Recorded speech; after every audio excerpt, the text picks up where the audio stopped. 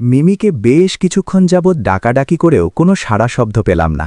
অনেকটা কৌতূহল নিয়ে মিমির বিছানার কাছে গিয়ে ওর কপালে খানিকটা স্পর্শ করে ডাক দিতে যাব, ঠিক তার পরক্ষণেই আমার হৃৎপিণ্ডে একটা ধুক করে প্রকম্পন হল। আমি আকস্মিক ওর কাছ থেকে কিছুটা দূরে সরে গেলাম, আর ঠিক পরমুহূর্তেই মিমিকে জড়িয়ে ধরে চিৎকার করে কেঁদে উঠলাম। পাশের রুম থেকে আমার মা চিৎকার শুনে দৌড়ে এসে ঘটনার আকস্মিকতায় তিনিও হতভম্ব হয়ে স্থিরচিত্তে দাঁড়িয়ে রইলেন। মিমিকে আমি বিয়ে করেছিলাম বাবা মায়ের পছন্দেই। জীবনে কখনো প্রেম করিনি, আর এসবে আমার আগ্রহও ছিল না একদম। একদিন হুট করে মা নিয়ে গেলেন মেয়ে দেখতে, আর সেদিন আমি সত্যিই মিমির সৌন্দর্যে বিমোহিত হয়ে নিজেকে আর আটকে রাখতে পারিনি। কোনো কিছু না ভেবেই হ্যাঁ বলে দিয়েছিলাম। এরপর সব কিছুর পাঠ চুকিয়ে অবশেষে মিমিকে আমি নিজের ঘরের বউও করে আনলাম। লোকমুখে অনেক শুনেছি যে সুন্দরী মেয়েরা একটু অহংকারী হয় আর স্বামীকে তেমন পাত্তা দেয় না, কিন্তু মিমি ছিল তার সম্পূর্ণ উল্টো। তবে একটি বিষয়ে আমার কাছে বেশ খারাপ লাগত, আর তা হলো আমার স্ত্রী প্রয়োজন ছাড়া একটি কথাও বলতো না কখনো কারো সাথে, এমনকি আমার সাথেও না। অফিস শেষে বাড়ি ফিরলে ওকে সামনে বসিয়ে কেবল আমিই বকবক করতাম, আর মাঝে মধ্যে ও কেবল হুঁ হাঁ শব্দ করত আর আমার সামনেই অন্যমনস্ক হয়ে বসে থাকত। আমি প্রায়শই মিমিকে জিজ্ঞেস করতাম, আচ্ছা মিমি, সবসময় তো আমিই কথা বলি, কিন্তু তুমি তো কিছুই বলো না, আর তুমি মাঝে মধ্যেই কোথায় হারিয়ে যাও বলো তো? আমার কথা শুনে ও খানিকটা মায়ামাখা হাসি দিয়ে বলে, দুইজনই যদি বক্তা হই তাহলে শ্রোতা হবে কে, তুমিই বলো।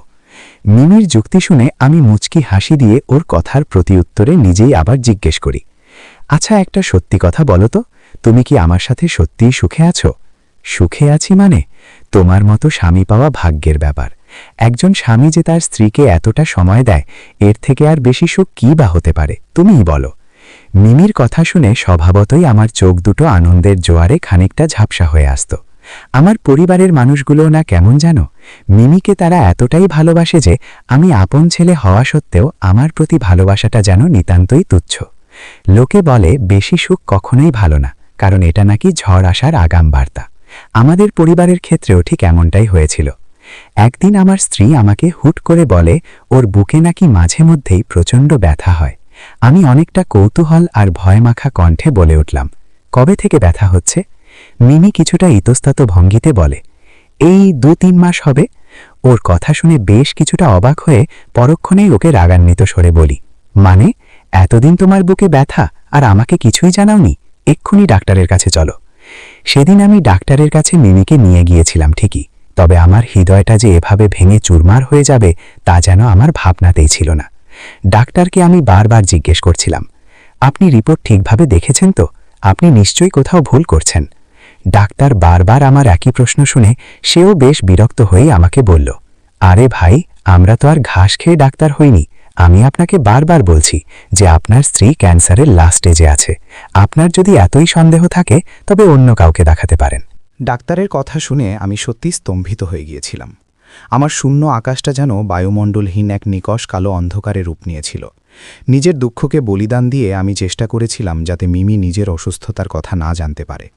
আমার পরিবারে এই দুঃসংবাদ শোনার পর স্বভাবতই সকলের মাথায় বাজ পড়ার মতো এক চেতনার আবির্ভাব ঘটে। আমি হাজারো চেষ্টা করে যাচ্ছিলাম এত বড় একটি ঘটনা আড়াল করে মিমিকে সুস্থ করে তোলার, কিন্তু আমি পারিনি প্রভুর ক্ষমতার ঊর্ধ্বে যেতে, কারণ তিনি তো মহিয়ান। আমার স্ত্রীর মৃত্যুর 2 দিন পার হয়ে গেছে, কিন্তু ঘরের মানুষগুলোর মাঝে আর সেই আগের সুখের আমেজটা বিরাজমান নেই। আমার মা এখনও মাঝে মধ্যেই মিমিকে হারানোর কষ্টে মানসিক রোগীর ন্যায় ডুকরে কেঁদে ওঠেন। বাবা বেলকনিতে বসে ঘণ্টার পর ঘণ্টা অদূর আকাশের দিকে তাকিয়ে থাকেন, আর ছোট বোনটা যেন কাঁদতে কাঁদতে নিজের চোখের অবশিষ্ট জলটুকুও খুইয়ে ফেলেছে। বিকালে হঠাৎই আলমারি থেকে মিমিকে দেয়া আমার প্রথম উপহারের শাড়িটা বের করতে যাব ঠিক তখনই একটি বাদামি রঙের ডায়েরি আলমারি থেকে মেঝেতে পড়ে যায়। অজস্র কৌতূহল নিয়ে ডায়েরিটা হাতে করে মিমির শখের হেলানো চেয়ারটাতে বসে প্রথম পৃষ্ঠা খুলতেই একটি কালির কারুকার্যে লেখা নাম দেখতে পেলাম, সামির। কিন্তু আমার তো কোনো কালেই সামির নাম ছিল না। তবে এটা কোন সামিরের উদ্দেশ্যে লেখা? এত সব ভাবতে ভাবতে আস্তে আস্তে পৃষ্ঠাগুলো উল্টিয়ে যতই ডায়েরির লেখাগুলো পড়ছি ততই আমার হাতের প্রকম্পন ক্ষণে ক্ষণে বৃদ্ধি পাচ্ছে। তার মানে মিমি বিয়ের আগে সামির নামে কাউকে ভালোবাসত। ডায়েরির 2-3 পেজ পরেই লেখা, সামির, তুমি হয়তো আমাকে অনেক বিশ্বাসঘাতক ভাবছ, কিন্তু বিশ্বাস করো, আমি তোমার দুর্বল অর্থনৈতিক অবস্থার কারণে তোমাকে ছেড়ে যাইনি। বাবা মা আমাকে বাধ্য করেছিলেন তোমাকে ছেড়ে দিতে। আচ্ছা তুমিই বলো, বাবা মা যদি বলে তাদেরকে নয়তো তোমাকে এই দুইয়ের একটি বেছে নিতে, তখন আমার কি করা উচিত? আচ্ছা কোনো সন্তান কি তাদের বাবা মায়ের দোয়া ছাড়া সুখী হতে পারবে? জানো, আমার স্বামীটা না আমার খুব খেয়াল রাখে, একদম ঠিক তোমার মতোই। কিন্তু তবুও আমি তাকে তোমার স্থানে বসাতে পারিনি। হয়তো আবেগের বশে তোমার নামটা এখনও হৃদয় গহীনে খোদাই করা, যেটা হাজারবার মুছতে যেও আমি পারিনি। আমার চোখ থেকে এখন একটুও অশ্রু বের হয় না, কারণ প্রতি রাতে তোমার জন্য কাঁদতে কাঁদতে আমার চোখ শুকিয়ে গেছে। আর আগের মতো আমি কথাও বলি না, কিন্তু আমার স্বামীটা খুব বকবক করে জানো তো। অথচ এসব আমার কাছে একটুও বিরক্ত লাগে না। ইদানিং বুকে প্রচণ্ড ব্যথা হচ্ছে, মনে হয় বাঁচব না। আচ্ছা তুমি কি কখনো এই ডায়েরিটা পড়ার সুযোগ পাবে? আর পেলেও কি তুমি একটুখানি পড়ে দেখবে, নাকি আমার প্রতি ঘৃণা থেকে এটা ছুঁড়ে ফেলে দেবে? জানো সামির, আমার স্বামী আর শ্বশুরবাড়ির মানুষগুলো আমাকে এতই ভালোবাসে যে আমার ক্যান্সারের কথা তারা আমার থেকে আড়াল করে রেখেছে, যাতে আমি জেনে কষ্ট না পাই। অথচ আমি কিন্তু অনেক আগেই এটা জেনে ফেলেছি। এই কদিনে আমার স্বামী আমার প্রতি যতটা খেয়াল রেখেছে, তাতে আমি যেন তার প্রতি বিন্দু বিন্দু ভালোবাসা অনুভব করছি। কিন্তু তোমার পাল্লাটা সবসময় ভারীই থাকবে। তুমি একদিন খুব বড় হবে, আর সেদিন আমাকে নিজের প্রভাব প্রতিপত্তিও দেখাতে আসবে। কিন্তু কষ্টের কথা হলো, আমি সেদিন লজ্জা পাবার সুযোগটাই পাব না, কারণ তার আগেই আমার পরকালে ট্রেনে উঠতে হবে। ডায়েরির এতটুকু পড়ার পর আমি আর স্থির থাকতে পারলাম না। কোনো এক অজানা কারণে আমি ডায়েরিটা জড়িয়ে ধরে ডুকরে কেঁদে উঠলাম। মিমি মারা যাওয়ার 5 বছর হয়ে গেছে। পরিবারের সবাই এখন শোক কাটিয়ে উঠে আমাকে দ্বিতীয় বিয়ে করার কথাও বলেছে, কিন্তু আমি বাবা মাকে বলে দিয়েছি এসব বিষয়ে যেন তারা কখনোই আমাকে জেরা না করে, তাই তারাও আর এসবে জেরা করেনি। আজ হঠাৎই অফিস থেকে বাসায় ফিরব ঠিক তখনই দেখতে পেলাম একজন স্যুটকোট পরা যুবক নিজের দামি গাড়ি থেকে নেমে আমার দিকে এগিয়ে আসলেন এবং সাথে সাথে হাতটা আমার দিকে এগিয়ে দিলেন। আমিও কোনো কিছু না ভেবেই হাতটা বাড়িয়ে তার সাথে হ্যান্ডশেক করলাম। লোকটির এমন হুটহাট করে হ্যান্ডশেক করতে দেখে আমি বেশ কিছু সময়ের জন্য তাকে পরখ করে নিলাম। তিনি হাসি মুখে এবং দাম্ভিক সুরে বললেন, কি ভাই, অবাক লাগছে তাই তো? লাগারই কথা। আপনি আমাকে না চিনলেও আপনার স্ত্রী খুব ভালো করেই চিনে আমাকে। জানেন তো, মেয়ে হলো এমন এক জাতি যারা টাকার কাছে নিজের দেহকে অকাতরে বিলিয়ে দিতেও দ্বিধাবোধ করে না। একসময় আমার টাকা ছিল না বলে আপনার স্ত্রী আমাকে হেয় করে এবং আমার হৃদয় চূর্ণ বিচূর্ণ করে চলে গিয়েছিল। আমি চাইলেই তখন নিজেকে শেষ করে দিতে পারতাম, কিন্তু তা করিনি, কারণ ওকে দেখাতে হবে তো যে আমিও পারি টাকা ইনকাম করতে আর গাড়ি বাড়ি করতে। আজ আমার সব কিছু আছে জানেন, কিন্তু একটি জিনিস আমার আশেপাশে দেখলেই আমার মাথায় আগুন ধরে যায়, আর তা হলো নারী। তার কথার মাঝেই আমি তাকে বললাম, আপনার নামটা সামির তাই তো? আমার কথা শুনে সে খানিকটা অবাক নয়নে আমার দিকে তাকিয়ে বলল, আপনি জানলেন কিভাবে?